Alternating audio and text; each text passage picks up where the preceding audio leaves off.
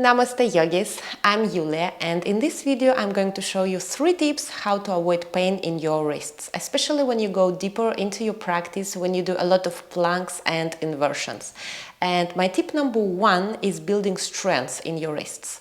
And when I'm talking about strength, it's not only this area, but also all those muscles before elbow. So we're gonna start with the wrist push-ups.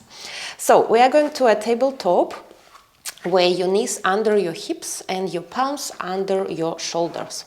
Now make spider fingers and lift your palms, keeping spider fingers, and then you're going down with your palms, keeping still spider fingers. So that was number 1 rep, but we're gonna do 20, and trust me, it's gonna be tricky in some point.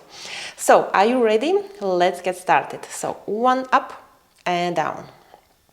Up and down, that's 2, up and down, 3, up and down, 4, up and down, 5, up and down, 6, up and down, 7, up and down, 8, up and down, 9, up and down, 10, up and down, 11, up and down, 12, up and down, 13, up and down, 14, up and down, 15, up and down, 16, up and down, 17, almost there, up and down, 18, up and down, 19, up and down, and 20. Very good job.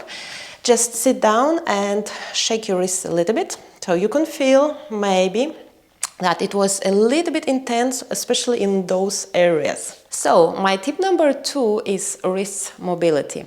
Your wrists should be able to move in all directions without pain anywhere. And we're gonna start with very simple exercise. So just cross your fingers, make a big fist, and start moving your wrists in all possible directions.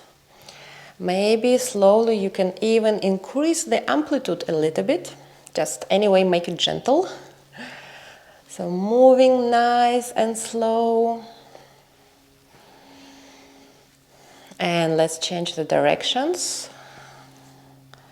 So it can be a little bit tricky for brain, I know. So also try to find all these parts where you can move it nice. Also increase the amplitude if you can do that, if it feels good. Very good. And just shake your wrists a little bit. And we're ready for our next exercise. We're going to a tabletop. And here you sit down on your knees and you place entire palms on the ground. If it feels tricky and you feel like you can touch entire palm on the ground, maybe you need to round your spine a little bit, and this is where it becomes easier. So here, now push, shift your weight forward so your shoulders overpass your wrists. You move forward, and in some point you're gonna feel this nice yummy stretch in your wrists. And move back. That was number 1. Let's go one more. Moving forward. Stay maybe a few seconds where it feels yummy and stretchy, and come back. Again, moving forward and come back. In order to feel stretch, as I said, entire palm should be on the ground. This is how it works. Again, moving forward and back.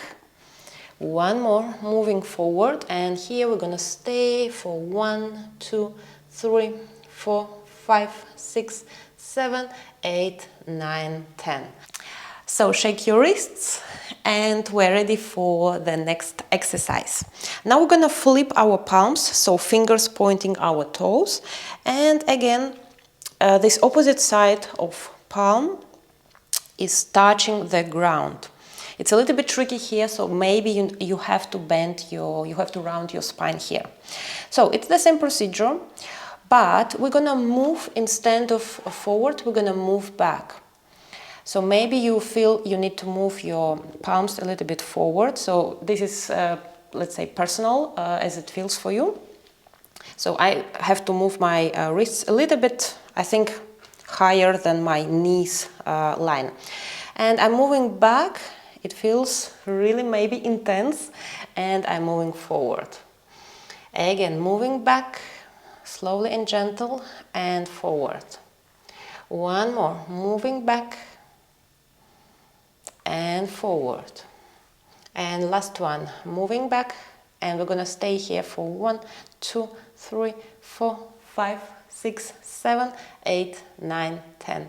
Very good. Release and shake your wrists a little bit.